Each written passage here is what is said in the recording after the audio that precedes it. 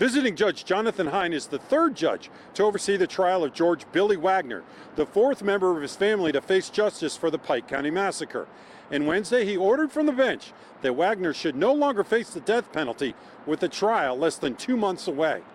Hine also ruled from the bench he would sentence Jake and Angela Wagner before Billy's trial for their role in the 2016 killings of 8 members of the Roden and Gilley families. That resulted in harsh words from Special Prosecutor Angela Canepa, who doesn't want the death penalty removed from Billy's case until Jake and Angela have testified against him.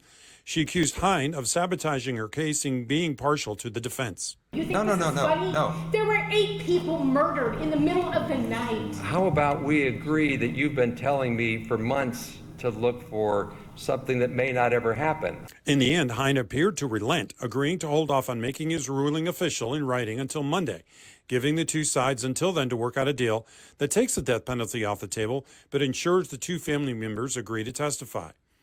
At issue is that Billy's wife Angela and son Jake already agreed to testify as part of their plea deal, and sentencing them ahead of the trial would throw that up in the air. Jake agreed to a sentence of life in prison, while Angela agreed to serve at least 30 years, but only if they testify.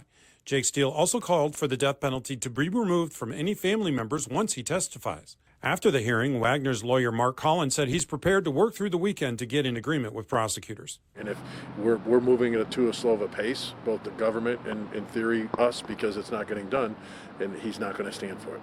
Judge Hine did not rule on whether to grant the defense's motion to change venue as was anticipated, but said the decision is on his desk and could be submitted in a few weeks.